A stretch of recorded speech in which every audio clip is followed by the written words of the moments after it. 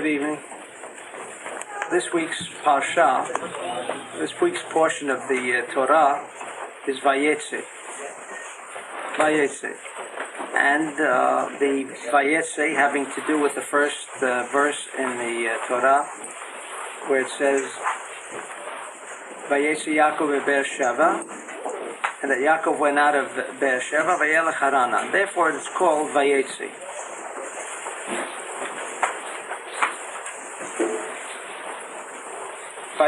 This week's portion always comes at the time of the Hebrew month of Kislev, which is the constellation of Sagittarius. Sometimes it is in the first week, or sometimes in the second week. But without fail, the Parsha of Vayetze will always come out during this month of Sagittarius. Now, it's very unfortunate that Jews have always assumed that the reading of the portion of the week has something to do with the fact, and maybe that's all it has to do, is with the fact that you divide the weeks up. There's so many weeks. You divide the portions of the Torah into so many weeks, and therefore each week has to be read. I mean, that is the prerequisite in halacha. You read a portion of the week on Shabbat, and therefore Vayetze is one of those, and by coincidence it happens to fall in the month of Kislev, without paying any attention to the fact that maybe Vayetze has something to do with Kislev. Maybe it's the other way around. Maybe the reading of the portion of Vayetze was designated to be read during the month of Kislev because maybe there is some connection. Maybe there is an opportunity for us to tap more energy. Maybe there's an opportunity for us to understand a little more about what there is to know about this month of Sagittarius. But unfortunately, this is the way it's been going on for a long time, and that is just read. For what purpose? To fulfill a precept, so to speak. But we know from a Kabbalistic point of view, nothing could be further from the truth. It has absolutely nothing to do with the fact that we are required to read this portion of the week on Shabbat. Now, what is Sagittarius? How do I know about Sagittarius? I mean, it's one of those signs of the constellation. But what is its deeper significance, or what is its influence that, first of all, that prevails, and secondly, how I can tap its energy since it expresses itself during this period. And there is no question today, with all scientific research and logic, that the cosmos do influence us. And it is not by chance that the Parsha of Vayetze falls during this week, during this time of Sagittarius. Now, just to review briefly, the first section in Parshat Vayetze, it tells a story. And each year people read the same story. I'm surprised they don't get tired year after year reading the same story. But I guess the Bible has I can't blame the people in the Bible Belt. And these people are very devoted to the Bible. For them, in the Bible Belt, the Christians, they just love reading the Bible. Whether they understand it or not, they just love it. So I understand, but I haven't found many Jews that, love just to read the Bible, just to read the stories. Just to read the stories. And if you read the story once, how often do you read the same story over again? Why is the story so interesting? As an example, this week's portion says the following, that Yaakov left Bereshit and he went to Haran. And he came to a certain place, and the sun went down, and he took from the stones of the place, and he put them, so to speak, I'm just translating it, because this is the way the literal translation reads, although it makes no sense. And he put these stones under his head, and he lied down in that place. Why would he want to take stones? I mean, I'm sure if he had a jacket, he would probably even use a jacket. Or did he leave his father's house without a blanket? I mean, he was going to take a long trip. Did he go unprepared? And so he didn't even have a pillow to lie down on, so he had to resort to stones. And firstly, did you ever try sleeping on a lot of little stones? Huh? If you want to sleep on a stone, you take a big stone, right? And you see, he took from a lot of stones. That's certainly uncomfortable. Anyway, and then it continues, and he had a dream, and he saw a ladder extending from the ground, and the top of the ladder literally reached the heavens. And he saw angels of the Lord going up and down. And then he saw the Lord standing on top. And the Lord says, I am the God of Abraham and Isaac. And the land that you lie on now, I will give to you and your children. And he blesses him. And he blesses him. He says, I will protect you. And wherever you go, I will be with you. I will never leave you. And then suddenly he awakes and he says, oh, this must be a place of God. And I didn't even know. And the Zohar says, why should he know? I mean, when did he have the dream? When did he dream? Before he got there or after he fell asleep? Zohar says he dreamt when he went to sleep. And when he went to sleep, and before that, he had no indication that this was a holy place. So why should he say, oh, and I didn't even know? Of course he didn't know. And then it says he got up, he took the stone, then it says the stone. And all the commentaries raise the question. I mean, here it says he took from the stones, he took a lot of stones, and then it says he took the stone, and he made it for a monument. And he poured oil over it. And he called the place Bet-Kel. Then he made a promise that if God really will keep him and watch him, he's going to give some charity.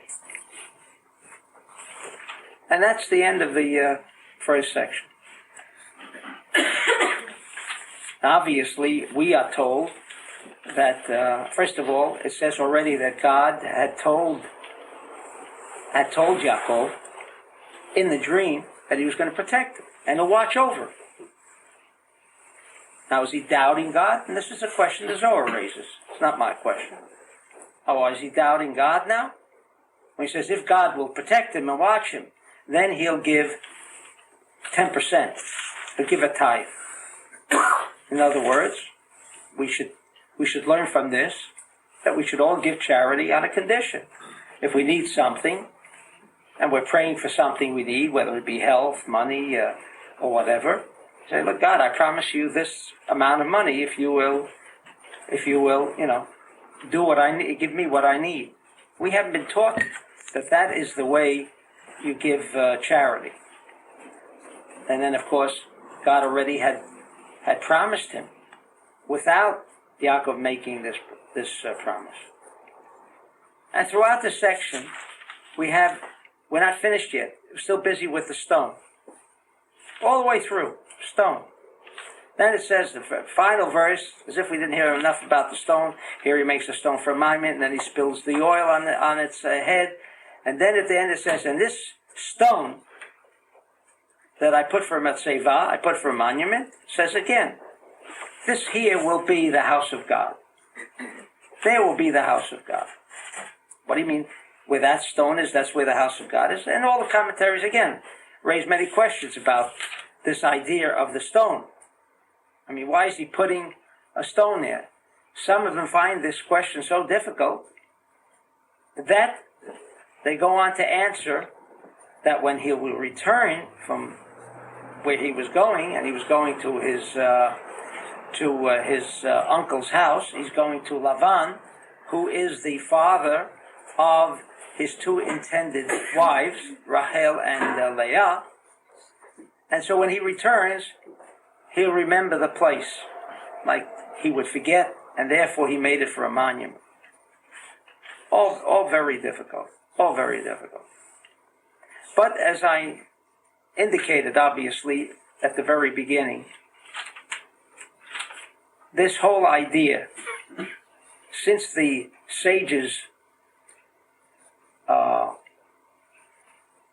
placed this particular portion of the week into the frame of Sagittarius, obviously there's a connection, and apparently we have some instruments, some methodology here by which we can tap some of this awesome power that is emanating right now from Sagittarius. Now, Sagittarius is the English word for the zodiacal sign of Sagittarius, which is known in Hebrew as Keshet. Keshet. Keshet means a bow, or even a rainbow. More specifically, it means a rainbow. And the first time this word Keshet is mentioned, first time that the word Keshet is mentioned, is in the portion of the week of Noach, when he came out of the ark after the flood had receded, and he came out, and God told him that he would never again bring a flood upon the whole world. And in chapter 9 of Genesis, verse 16, it says, "V'hayta keshet ba'anan," and the keshet was in the clouds, as we always notice, a rainbow. In other words, the Hebrew definition of Sagittarius is Keshet. And what is Keshet? Not as it is commonly expressed in the pictures we know of Sagittarius as the bow and arrow, as a bow, but very specifically, the word Keshet from the information provided in Noach indicates that it means rainbow, not bow, but rainbow. Rainbow. And here, this, said God, this would always be the sign that if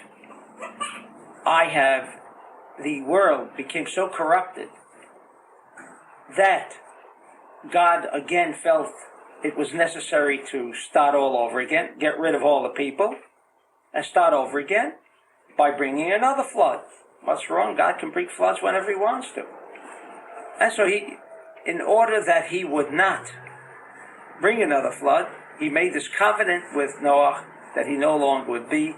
But every time we saw the rainbow, it would be indicative that God saw the world being in a balance of negative energy, and therefore the world should be destroyed, but he will not because of his promise and sign of the Keshet. The rainbow. What is the rainbow? What is its internal energy? This is the way, from a Kabbalistic point of view, we must approach the idea of anything that we study here in the Bible, because we know that the Torah is completely concealed. Completely concealed. There is no way that we can draw out any information without the Zohar. No way. We could make every effort, as commentators have done, at least given some form of an explanation. But its deepest implication can only come from the Zohar, as the Zohar himself says.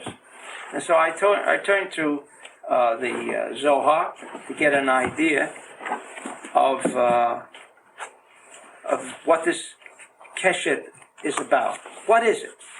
What is it?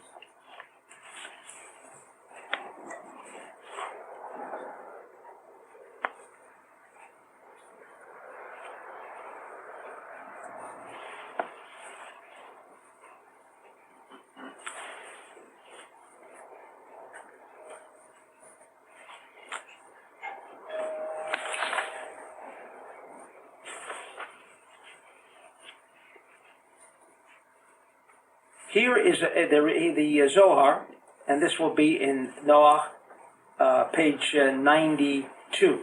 Noach, in page 92. When it says, Et kashti natati ba'anan, I have given my rainbow in the clouds.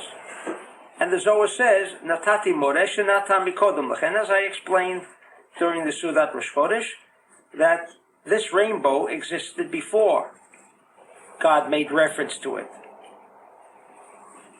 It was here from the very beginning. What is its significance, says the Zohar?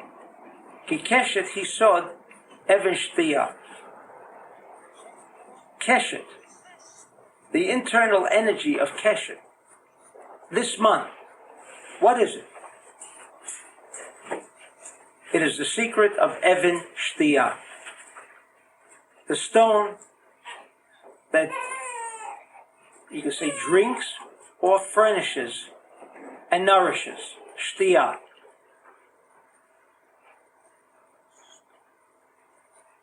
That's what Keshet means.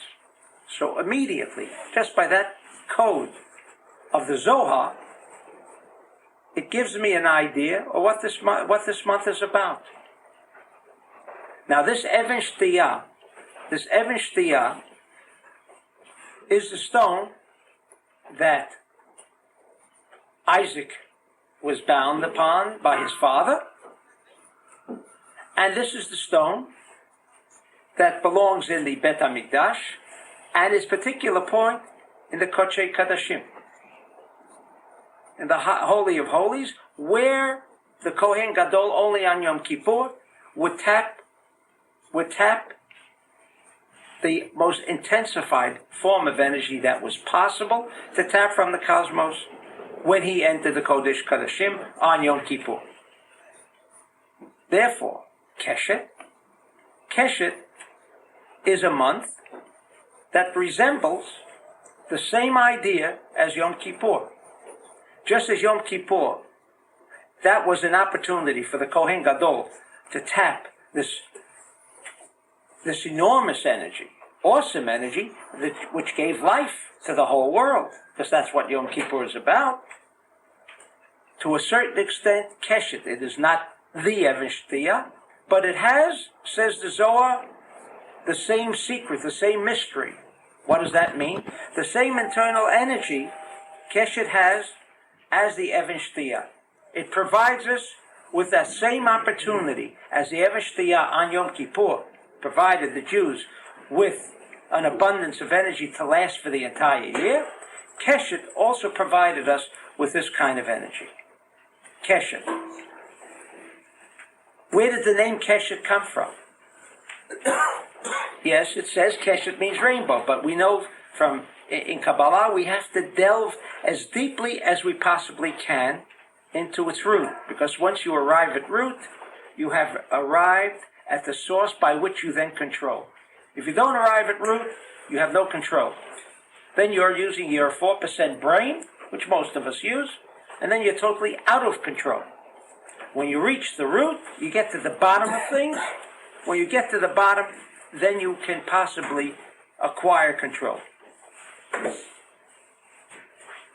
What is Keshet? Says the Zohar, I believe it's in Parshat Pinchas.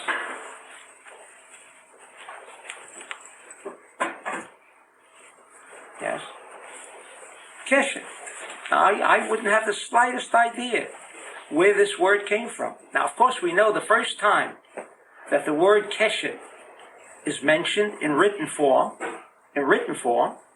first time it's mentioned in written form, long before it was written in the Parsha of Noach, although we think the Bible was the first book that was available to the Jews, which is not correct, because the Sefer Yetzirah preceded the book of the Bible, and it is mentioned in the Sefer Yetzirah where the word Keshet is mentioned. The word Keshet. Now, where did Abraham get this idea? You mean the baby had to have a name? You got to call this constellation by some name, and so by some chance he calls it Sagittarius in English or Keshet in Hebrew. But we know that That is never the reason. We know the power of the alphabet. Therefore, we know that Keshet envelops and encapsulates some internal energy. Now, what is it? I wouldn't know. But the Zohar tells us what it means. Keshet says it's clear in Parshat Pinchas, Kuf Kaf Zayin, page 127. Keshet hu siman tikiyah shvarim truah. 3 words. Tikiyah shvarim truah, and everybody knows what that means. In other words, the power of Keshet and the name of Keshet is a code name for Tikiyah shvarim truah. V'hu siman hamerkava shel ha'avot. And this is the internal secret of the chariots of the fathers. The chariots, which we don't go into, which we do not study, we cannot comprehend, because that is totally Sitrei Torah. What does Abraham, Yitzchak, and Yaakov, who are considered chariots? Chariots, meaning they were people, and at the same time, they were totally non-corporeal people. How do you understand that? Almost impossible. We're familiar with people. We don't know, is there something other than people in a physical form? These people who were called chariots, Abraham, Yitzchak, and Yaakov, they were of another character. But what they were, and which we understand, is the fact that when we say they were chariots, they made the direct connection to the cosmos, to the power of the cosmos. They were the chariots. They were the seats. They were the seats of all of this power. They made the connection. Therefore, Tkiyah hi Avraham, says the Zohar, Shvarim hi Yitzchak, and Truah hi Yaakov. Shenema utruat melech bo. V'gimel tzvayim nirayim bo.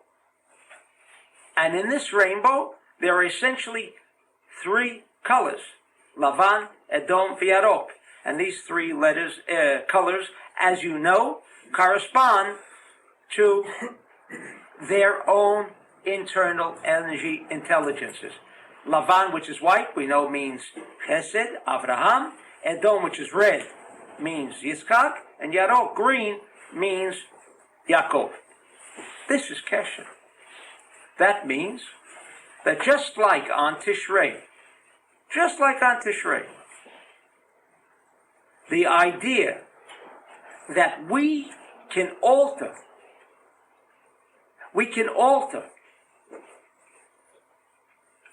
our own destiny, if it has already been fixed, it has been preordained by prior actions of the previous year. We are in control of our future destiny by going back to the future, and all of this we have already learned concerning Rosh Hashanah. But what we want to draw from this teaching of the Zohar is the idea that this month of Keshet has a direct connection to the idea and energy intelligence of Rosh Hashanah and Yom Kippur. That means we have a unique opportunity, and we should take that opportunity. And that's why we always encourage anyone who calls, when should he start? Say, start this month. Start this month. Whatever you're going to start, because you're guaranteed success. Guaranteed success. It is only the cosmic danger zones that murder us when we start on a Tisha B'Av, and we start at the end of the month, and we start in those days with a Sitra Achra. You see, if we were using more than 4% of our intelligence, of our wisdom, he could never get away with all the stupidity we do. But since we only operate on a 4% level of intelligence, all the psychiatrists convinced us. In fact, they once said it was 12%. Now they're down to 4. Maybe next week it'll be down to 2. I don't know. But they all tell us that we operate on a 4% principle of intelligence. We are so brainy. We're so smart. Therefore, the Sitra Achra, as it is referred to, meaning this negative energy intelligence, which also exists side by side with positive energy intelligence. Since we're only operating with a 4% level, he comes along and smothers us. And so we never understand, well, how come we did all the stupid things that we see after the fact. We never see it before, unfortunately, but after, we're again the brainiest people in the world. We understand perfectly well our mistakes. We understand them. No problem. Only one problem, why don't we see them so well before? Therefore, in this month of Keshet, says the Zohar, we are discussing a similar type of energy intelligence that prevails during that period of Rosh Hashanah and Yom Kippur. How do I know it's Yom Kippur? Even Shtiyah. Even Shtiyah, it has only one connection. Only to the idea of the Kodshe Kadashim. Only to that idea. Meaning, you can tap the energy intelligence of Bina. Only on Yom Kippur. But, we say, and we have learned, and you have learned, that Hanukkah is a miniature Rosh Hashanah Yom Kippur. Now, you want to know why Hanukkah is in the month of Keshet? It could be in no other month. The miracle of Hanukkah is not celebrated because of what happened, finding the oil, the Maccabean victory over the Greeks. That's not why we celebrate it. In fact, who celebrates it? Why celebrate it? So what happened? So what? And if I don't celebrate it, I'm not a good Jew? And if I don't want to participate in all these parties, I'm not a good Jew? The answer is, it has nothing to do with that. The idea why Hanukkah became expressed as a holiday as it did was not because they found the oil. Because in Kabbalah we would ask the question, how come they found the oil now? Why did they find the oil a month ago? I mean, they didn't have eyes, couldn't see. You realize this was oil that's been hanging out there, you know how many years? Since the Greeks were in control. So that was the day they finally found it. Man, they were blind. The physical effect, the physical manifestation of Hanukkah took place only because it was Keshet, only because this month the cosmos operate on the same principle as Rosh Hashanah Yom Kippur. And therefore, if a miracle of Hanukkah could take place, the only time it could become manifest would be in this month. Another indication that this is the month of a miniature Rosh Hashanah and Yom Kippur is the two letters that govern Samach and Gimel that we have up there. The two letters, Samach and Gimel. Samach is for Keshet, and Gimel is for Tzedek, Jupiter. These are the two celestial bodies. What are they? Because they make their appearance now. The Kabbalist, when he understood that we should make the connection, when it's said in the Sefer Yetzirah, and that's the only place we know, and if there are rabbis that prohibit Jews from studying Kabbalah, you know what they're doing? They're telling them stay sick. They're telling them get ruined in your business. They're telling them have misfortune, have chaos, because Avram said, here is a document that you could make use of and which you can avoid misfortune, chaos, and disorder. You can avoid it. God is good.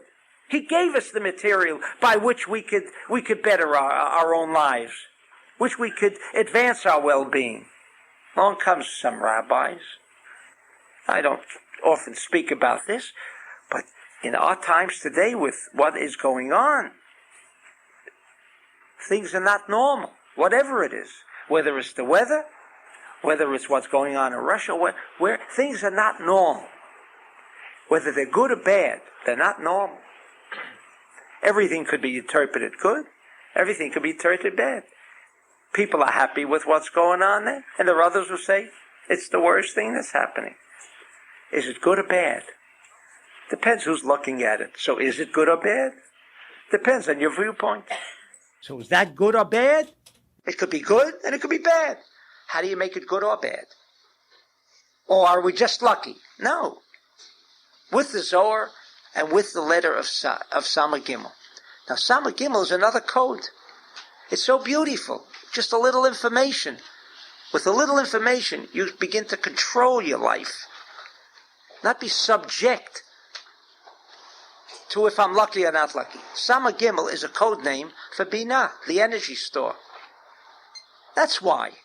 Those two letters created these two the constellation of Sagittarius, and created the Gimel created the planet of Jupiter. This month. Why this month? Why this month?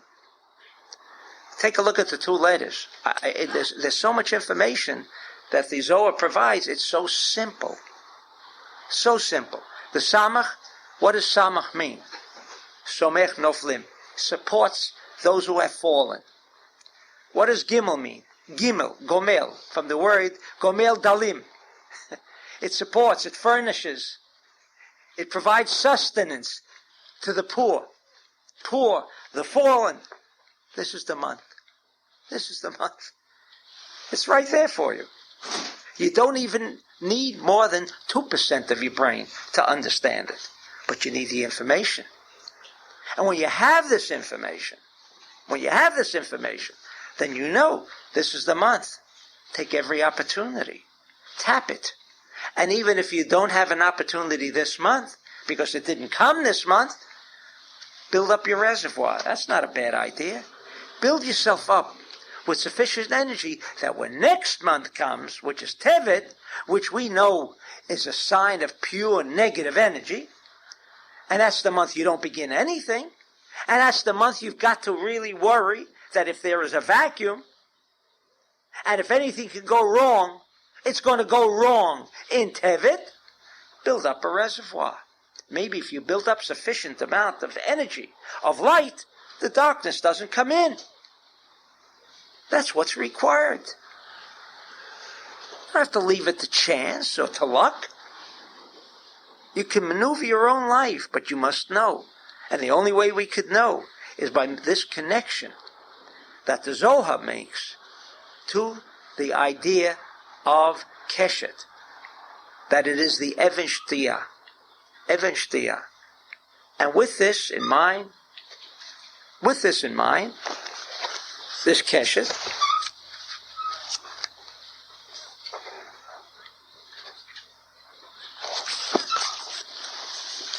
we go now to another Zohar.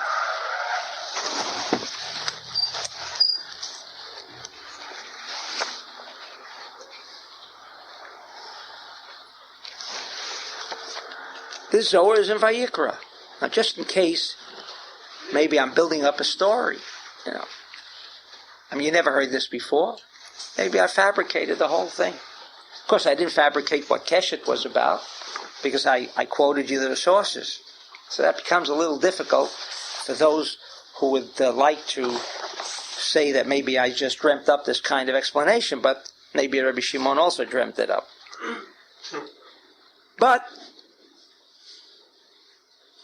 let us go to the Zohar in Parshat Vayikra, page 78. Because this is the biggest problem of my adversaries. I always quote sources. Had I never quoted sources, they would be happy, because then it would only be mine. Et kashti natati ba'anan. We quoted that verse in Noach. My keshet. My keshet. So how do you interpret my keshet? Of course it's God's keshet. Isn't it His? Whose else? God doesn't always saying, this is all mine. Even when He created the world, did He, at the end, when He looked at everything, He says, this is mine. No. All it said, Vayar Elokim Kitov, if he says that. He saw that it was good. Never says, this is what I created. Here it says, Et kashti natati ben. My keshet, I gave him none. What do you mean, my keshet? Says the Zohar, Kidei lahagen alo olam.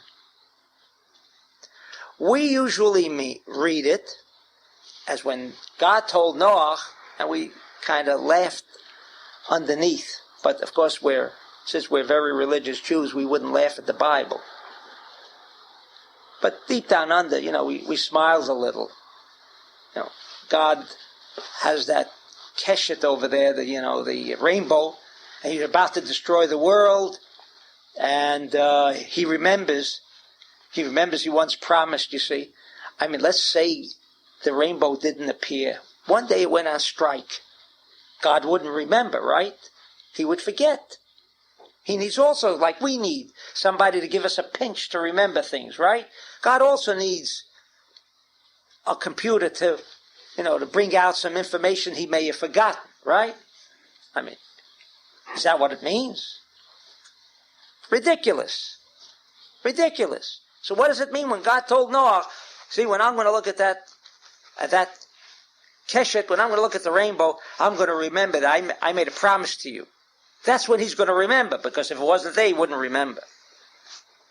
Says the Zohar, and again, Vayikra ayin chet, Ekashti natati ba'anan, kidei lahagen alo olam.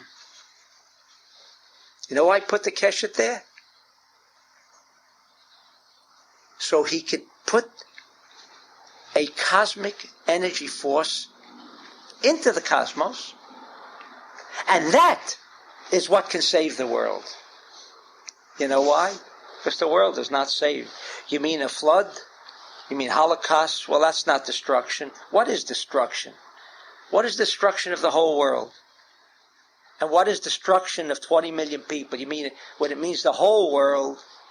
At that time, I don't know if there may be 50, maybe 100,000 people at the time of Noach. And in the Second World War, 20 million people died. That's worse than the Mabul. That God doesn't remember. Only he remembers not to bring a flood.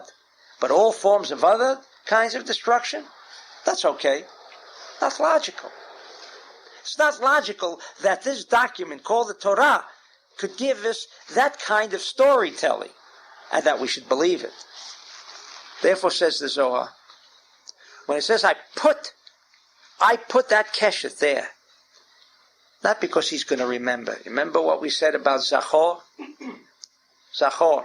It's a code word. What's the difference between male and female? Zachar and Nekeva. And in Kabbalah, we know it doesn't mean male and female, because what is male and female? Male and female means the male is the channel for positive energy, and the female, not negative in a sense, evil, but she carries the egg. She carries the vessel. And the man is the channel for the sperm, which is the energy intelligence that creates. But without the egg, there would be nothing. So Zachar is the channel by which energy intelligence is brought into this world. So when it said, Et kashti natati banan, that he will remember, it means he brought, from the word Zachor, he brought down an energy intelligence that can be channeled into this world. What energy intelligence did he give? Keshet. What is Keshet? It is the Tekiyah, the Shvarim, and the Teruah. The 3-column system that you're all familiar with. The 3-column system. The 3-column system, we know that if you can execute a 3-column system, you have created a security shield around us. We've studied that time and time again. But sometimes when we do that, and if we don't have the assistance of the cosmos, it becomes very difficult. When the cosmos has already established the three-column system, which is the greatest system for the emergence of energy forces, positive energy forces. And all I do is just make a little connection to it, and I'm there. I don't have to create it. All I have to do is think about a Samach and a Gimel, and the other little connections we have made with this month called Sagittarius. I have immediately connected to a force called Keshet. Not a rainbow. What does the rainbow mean? Why does conventional astrology say it means the bow, and Kabbalistic astrology it's the rainbow? Why? Because the rainbow has three colors. So what if it has three colors? No, the three colors indicate the three-column system, the atom, the three forces. That's what Keshet is. Kedei la'agen al olam. Because when that force appears, there is nothing anyone can do. She'ein mi sheyashgiach alom v'yitpalel alav. Why is that necessary? When does it appear? Says the Zohar. When the world is so corrupt and so enveloped with negative energy, and there is no one who could pray against it. No one. God, out of his beneficence, not to destroy the world again, provides us with an opportunity and says, here's a free gift. Here's a rainbow. Here is the energy intelligence of three combined into one. And when there is a unification of the all-embracing reality of the force, when is that? When you have right, left, and central, that we always struggle to try to create, where in Keshet it already exists. When that becomes prevalent, when we have that, you have protection, automatic protection. Just like when that rainbow appears, it was an indication that the world was corrupt and evil, and there was nothing around to save the world from devastation. God puts the rainbow there. A gift to the world. What does it mean? He puts a rainbow there. So now there's a rainbow. No. What it means is he has brought the three-column system into an executed manner. It becomes now manifest as an all-embracing reality of energy, of light. All negativity disappears. When we say that Keshet is such a powerful month, because when we said before, with our 4% brain, we are opened to anything that can go wrong. And that's Murphy's Law. If anything can go wrong, go wrong. He must have been a Kabbalist. Why, if anything can go wrong, it should go wrong? If anything can go wrong, why shouldn't the thing that could go right, go right? Why do you say if anything could go wrong? Because if there's an opening, because we only operate with 4%, then if something can go wrong, the Sitra Achra, that other evil, satanic energy intelligence, is waiting for the first opportunity to destroy us. That's its function, to destroy us. Along comes Keshet. That's what it means when God puts the Keshet, the rainbow, into position, where we have not been able to structure the three-column system. We have not been able to bring enough positive energy into the world. God, through his beneficence, brings down a finished product called the Keshet. That's what Keshet means. All right?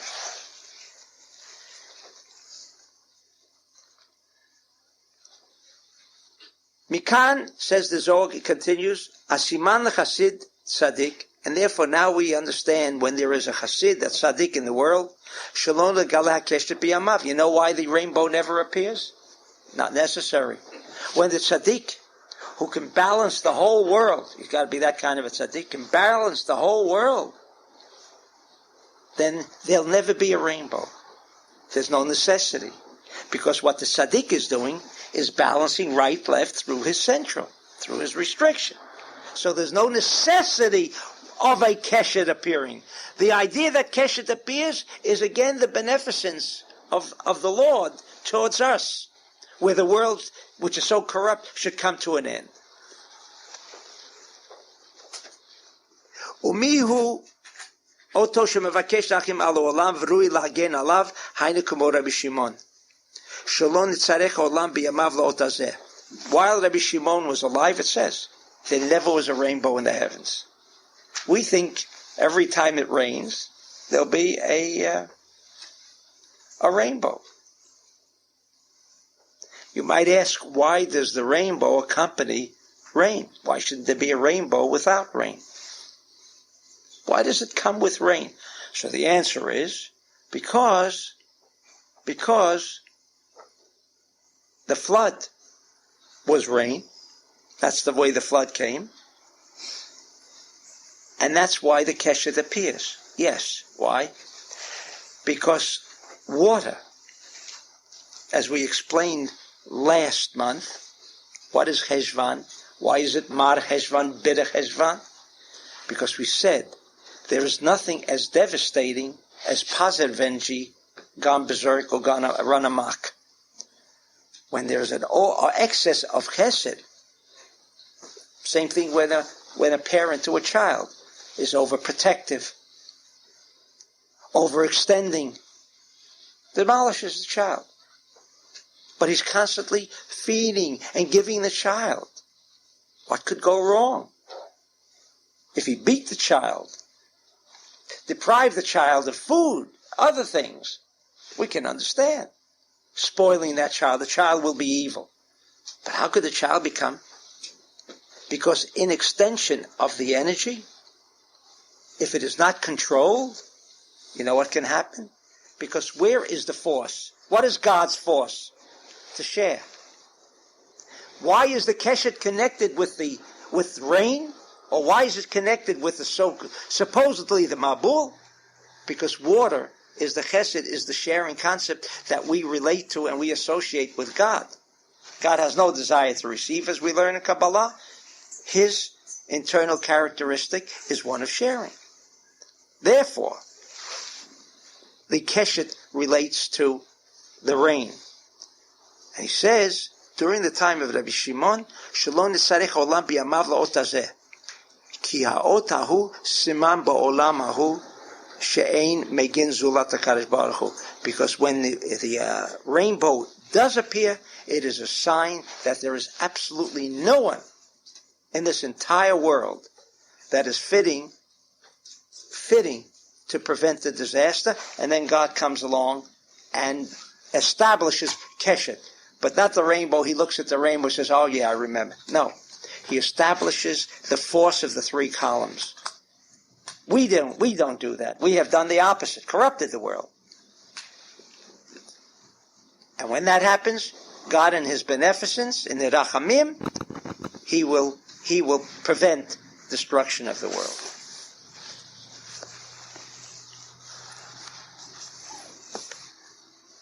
Now, if we turn back to Parshat Vayetze, and we remember all that we have just discussed, we go now to an obvious question that we asked before. We said, Vayikach me'avnei hamakom. And he took from the stones of the place. Took stones. Stones. How many stones? Doesn't say how many stones. But he took a lot of stones. Then we asked the question, why didn't he take one stone? It'd be easier to lie on one stone than it is to lie on a lot of pebbles. Right? And we said,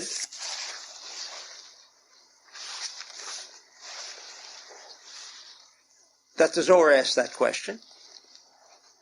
And in Parshat Vayetze, Dav Dalet, it says, the Zohar, Vayikach me'avnei hamakom. He took from the stones of that place. Meaning, when you're taking from, says the Zohar, Shemashma shebachar avanim yuduot misham. He was choosing certain stones. Because he could have said, if he just wanted the stones to sleep, he could have just said, he took stones from the place. He says he took from the place. So the Torah, in its total concealment, is revealing. What was he taking? Specific stones. Eluhen avanim yikarot. Special stones. And we said Keshet is a special stone. Eveshtiyah. He was taking special stones. Which special stones? Shehein shtei asara avanim elyonot. He was taking 12 specific stones. Now, the minute the Zohar says 12 specific stones, already everyone who knows what the number 12 means, 12 signs of the constellation, he was taking them. He was taking not stones. I mean, is that what the Torah got to... I mean, if I didn't learn that story about him taking stones, I mean, what would happen? I wouldn't understand the Torah. I mean, is that essential? Is that essential for the story that we read year in and year out? We know that the story means absolutely zero. It has no meaning for us, other than to delve into its deeper implication. When it says Vayikach me avnei hamakom, says the Zohar, he took 12 stones. U'misbayut bet romez al chachma.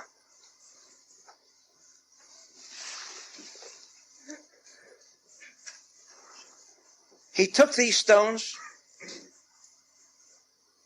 because it'll have something to do with what is read further on. Again, a story you read year in and year out, and must tell you the truth that before I entered Kabbalah, I read the story year in and year out, and ultimately I got a little tired. It's the story about Yaakov having 12 children with his 4 wives. I mean, who doesn't remember the story? Must we read it year in and year out so we won't forget it? Why in this Parsha does it have to be mentioned? Why did they split it up, put it into next Parsha? Why did they insert the whole teaching about Avram and his married life? What would happen if we didn't know about his married life? What would be missing? The answer is what you already know, that the 12 sons, we're talking about the 12 signs of the zodiac. So already there seems to be some connection to what is later enumerated and described in this Parsha of Vayetze to tell us. And that we have already learned every year that when we come to the Bet HaKnesset here, although maybe I should discuss the Berlin Wall once in a while on Shabbat, but I haven't gotten around to it. We're always late. One day maybe we'll have time. And we discuss the 12 sons. But for us, we are not discussing the story. We understand that when we come to this Bet HaKnesset on Shabbat, we want to connect with the root, the seed of the 12 signs of the zodiac. The reason we come and the reason we are reading this year in and year out is not to learn the story, not to see whether I still remember how and why each child was named the way he was named, because of what importance is it, how and why Yaakov approached, and what brought him to the reason for naming that particular son the name he did. What was the reason? What's so significant about it? But knowing that he was the Zera, he was the seed of the beginning of the physical manifestation of connection to the 12 signs of the zodiac. Before these 12 sons, the only ones who could make connections would be Avraham, Yitzchak, Yaakov. Nobody else. Although astrology was known, and that's why even today, conventional astrology originated at the same time of Avraham, although Avraham is never mentioned as being the first astrologer, and that he provided the information to all other nations. He provided. Now maybe he didn't, because some say conventional astrology is 5,000 years old. There is no recording, or no recorded document that it is 5,000 years old, by the way. There is no recording. The only written demonstration is the Torah. Now, it doesn't mean that it's not true. Now, you've been handed down Chinese astrology, Egyptian astrology, Persian astrology. All of these astrologies may have existed 5,000 years ago. However, it is only traditionally known. There is no writings that could be attributed to that period of 5,000 years ago. Here, Here, says the Sefer Yetzirah, these 12 sons, when they were created, provided the world, and specifically the Jew who studies Kabbalah, with the first opportunity to begin to control each month. One of the ways we do it is with the Ana B'Koach. We do it on Rosh Chodesh. Why do we do it on Rosh Chodesh? Because that is when the month first begins to breathe. It's at its beginning, when it first saw the light of day. When it first began, where do we want to capture control? At the seed level. There, we can. So, when we are discussing here that he was taking the 12 stones, what does it mean he was taking 12 stones to make himself a pillow? In fact, remember we asked,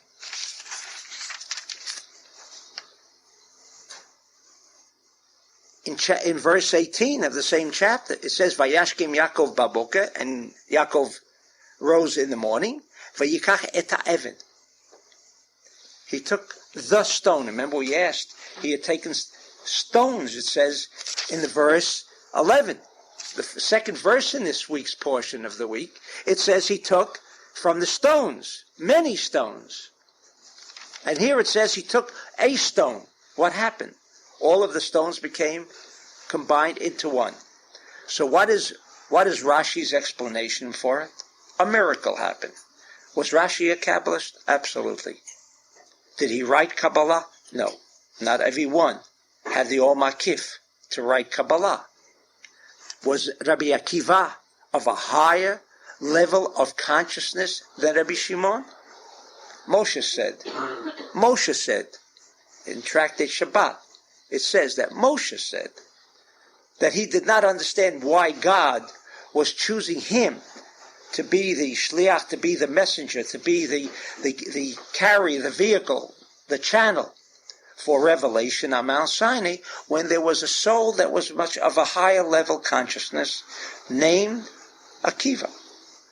So obviously, if Akiva was higher than Rabbi Shimon, and we know that Rabbi Shimon was only an incarnation of Moses, not that put him down on a low pedestal, but he wasn't as high as Rabbi Akiva, and yet Rabbi Akiva did not write the Zohar. And so we have learned why. Because Rabbi Akiva had the Or Makif, and I don't want to go into all of its implications, but Rabbi Akiva did not have Or Makif. His pen could not write. It was not a question of a good author or a bad author. He did not have that Or Makif. There was something missing in that channel that the pen could not write the Zohar. Could not write the Zohar. Therefore, it was Rabbi Shimon who wrote it. It was Avram Avinu who wrote the Sefer Yetzirah. For what purpose? That when the time would come,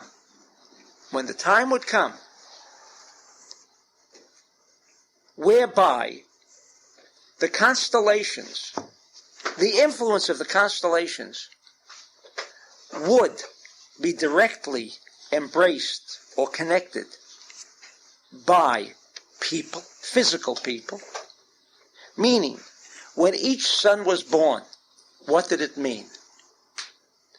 And each son was given the power, that's what it's all about, not just the birth of a son, but that the naming of each son was a code by which we would now, through the channels of these 12 sons, we would now be in a position to not only tap the energy, positive energy of each month, but that we would also learn how to control the influence of each month, so that we don't have to resort to that. Now, how did I do a stupid thing like that?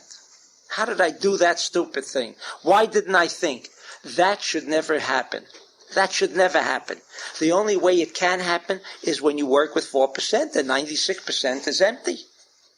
You've created a halal, a vacuum. So if anything could go wrong, it will go wrong. But if you can fill that 96% with the power and energy of that particular month, the positive energy, and make sure that you take control of the Satan, because that's what we do also with those 2 letters and the other prayers that we make use of in making our connections. What do you mean you make connections? To take control. We are going to control. This is why there is a story about the 12 sons, because in those words, as in the Samach Gimel, Sag, of this month, we learn control. The 12 sons created control. It was through them, and only through them, until that period, that they were born on a physical level. There was no way we, simple people, other than Avraham, Yitzchak, and Yaakov, could take control. No way. After they were born, it was only then that we, also physical people, could begin to take and make that connection to the cosmos through them. So when we hear on Shabbat each of those words describing how they were born and so forth, we have the codes of control. And we'll have a short intermission.